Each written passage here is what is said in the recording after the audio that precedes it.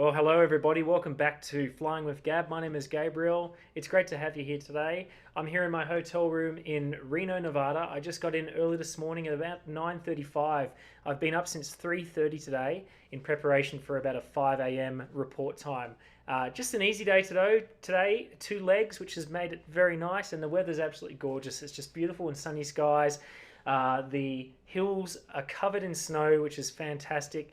Hopefully I can get a little bit of stock footage just to show you of that. But yeah, everything's been going great. I hope everything's been going well for everybody as well watching this. With obviously COVID well into now its second year, COVID 2021 now, and with the whole vaccine development and release and just a lot of uncertainty about what the reaction is there to the vaccine. I have not yet taken it. My company has not yet provided the ability for us to get that, and I'm not too sure yet if I actually will end up getting the vaccine straight off the bat, because I'm still worried about some of the side effects that might come up from that. Although I have had a flight attendant tell me that after taking the vaccine, after about 10 hours, they got quite sick for about a 24-hour period, and then after that, felt completely normal. So if that's anything to go by, it's kind of expected with a type of vaccine like that, then it may not be too bad as well. Aside from that, I've got some good news to share with you off the bat. First of all, I am going to be becoming a father. So I'm absolutely stoked, and I'm happy to announce to everybody here today as well. My baby will be born on roughly about June 20th, which is great because my birthday is just in the middle of June. It'd be amazing if my baby's born on my birthday. So that's the exciting news, and the even cool thing with that is my baby will be a US citizen. So combined with my Australian citizenship and my wife's Taiwanese citizenship, I'm sure our child is going to have a really, really bright future. So that's the big announcement out of the way. Aside from that, everything has been going kind of normal in terms of the operation, the day-to-day stuff in my job. I've been consistently working, consistently busy, which is amazing. You know, ever since I tried to get over here to the US, I first heard about this job opportunity in 2017, and I actively pursued it from that stage by trying to build up my hours as quick as I could, get to another company that would get my hours quicker so I could get over here and get all my night hours up and all that sort of stuff. And when I came to my company, I was one of the last very few Australians that actually joined the company before they actually stopped hiring Australians. So very, very fortunate to be here and absolutely happy with my job today. My last video was on 3rd of January 2020, so it feels like a while ago now. 2020? 2021. 2021. 3rd of January 2021. And yeah, it's obviously been a few months now since I've done a video. In that video, I was on my way to work, driving in my car, just talking about some of the trips I had for the month. Pretty much how it went was, I'll just go over my trip. It started off with a 3-day from the 3rd to the 5th. I had 3 days off. Then I had a day local trip on the 9th, the 10th also, where I had like a report time of about 5 a.m. Typically, I'm up about 3:30 for that to get changed, have a bit of breakfast, and then head on out the door. And then that day trip basically gets me back home by about midday. So which is great because I can spend a lot of time with my wife and my cats. Which now we've actually got one more. We have 4 cats now. 4 cats.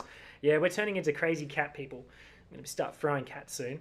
So a local on the 9th, a local on the 10th, and I had 2 days off, and then a local on the 13th. And this was in the CRJ 700, which was an aircraft that I haven't flown or hadn't flown probably in almost a year and a half at that stage. No big deal getting into it really. Luckily the cockpit is very much the same as the CRJ 200.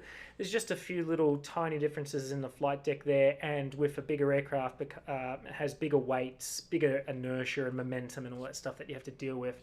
And in general, the landings compared to the CRJ 200 can be a little bit harder because in the CRJ 200 you have the trailing link gear that sort of hinges back when you land and absorbs some of the impact. So the 700 can be a little bit rough on the landings. It's part of the briefing. Yeah, my landing's going to be crap, don't judge me. But luckily they weren't too bad. I mean, the captains, can't speak for the captain. Yeah, so what do we have here? 13th was a local, 2 days off, then a local, back to back on the 16th and 17th, and then 2 days off, another local, and then a 2-day trip then a 3-day trip, and that was back to back. So that was 5 days working in a row, and then a 2 days off, and then I had the 28th, 29th, a 2-day trip, and then straight into a day trip on the 30th. So quite a bit busy at the back end of the month there. And typically I try to schedule or bid for my month to have half of the month off somewhere, either at the start or at the back. It doesn't always work like that, just due to seniority and all that sort of stuff, and who's sort of bidding in front of you. It doesn't always work out, and it also depends on like the actual base you're in as well, about how much flying they have compared to how many pilots they have in base as well. My base is typically very staffed efficiently, I guess, because there's no reserves really at my base, which is a risk, because if someone calls off sick, they typically have to get a reserve in from an out-of-base reserve to come in, and that can take quite a bit of time to get someone out to a trip. So, but aside from that, there's about 28 line holders. I was like number 9, so I progressed quite quickly in terms of my seniority in base, which has been good, and that allows me and will allow me in the future to have a better schedule, especially now that I have a baby coming along. I mentioned before that I might try and upgrade. I was sort of planning and expecting around June of this year. I don't think that will happen now, just due to COVID-19. I think it's going to be pushed back, even perhaps to as late as next year, June, which kind of works out for me anyway, because having a baby, I'd like to be able to have that flexibility in the schedule and the ability to bid for my schedule that I want to fit around my family. So that's going to work out just fine. In terms of February, guys and girls, February was a busy month. It actually was consisting of, let's see here, on the 3rd until the 6th, so almost pretty much a 4-day trip. Then I had 2 days off, a 3-day trip, 2 days off.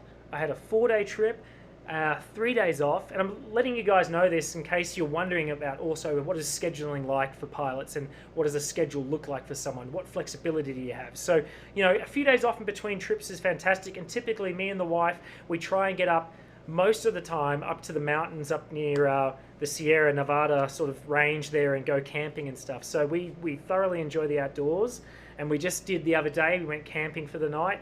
We do a little bit of a fire and put on some dinner, which is great.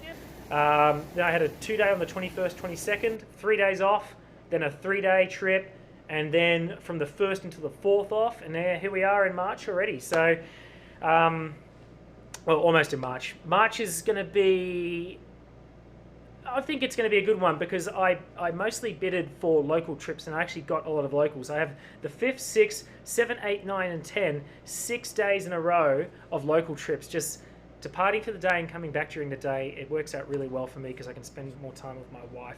Then 2 days off, then I got a 3-day trip, then 3 days off, then a local 19, 20, 21, 22, 23. Then I've got a good chunk of 4 days off, and then a local 28, 29, and then a 2-day 30, 31st. And that makes up the month of March. So that's a little bit of an update. Aside from that, the flying's been great. Winter weather, of course. Some airports I went to minus 21 degrees Celsius. Like, God, that's freezing. But beautiful clear skies. Luckily, no active precipitation in terms of snow. So we didn't even have to de-ice or anti-ice, because taxiing in, we didn't fly through any cloud, we didn't accumulate any ice in the aircraft, and the aircraft was actually a clean aircraft. When we do our post-flight inspection after flying through really, really cold weather, we're actually required to do a tactile inspection, which involves us actually running our hand along the leading edge, our bare hand. Sometimes you can get stuck. No, I'm just kidding. But yeah, it requires us to do a tactile inspection to make sure all the critical surfaces are free from contamination, and if not, we just get de-iced, and it doesn't take too long.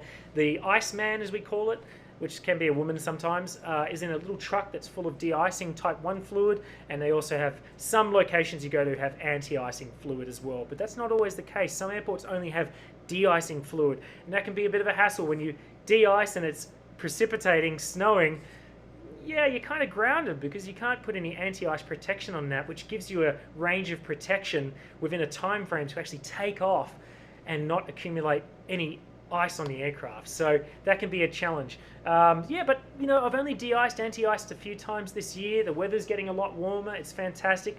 I still wear my blazer and my cap to work, but I think moving forward in the next couple of weeks, you might find me even just wearing my long sleeve top here and leaving the blazer at home. I don't know.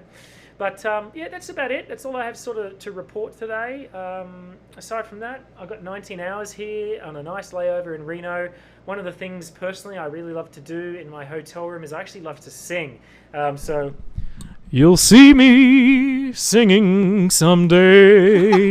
I don't know. I don't even know how that sounds. But I got my microphone here. I recently got this, and you know, it's just one of the things I love to do in my spare time in the hotel rooms is just do a little bit of singing. I really love to sing. I actually requested a room away from anybody just so I can have a bit of privacy, and I don't want to be bothering people next door to me by hearing my lousy voice. So yeah, that's it, guys and girls. I hope you've enjoyed the video. God bless you all, and I'll see you someday in the open skies. Take care. Bye-bye.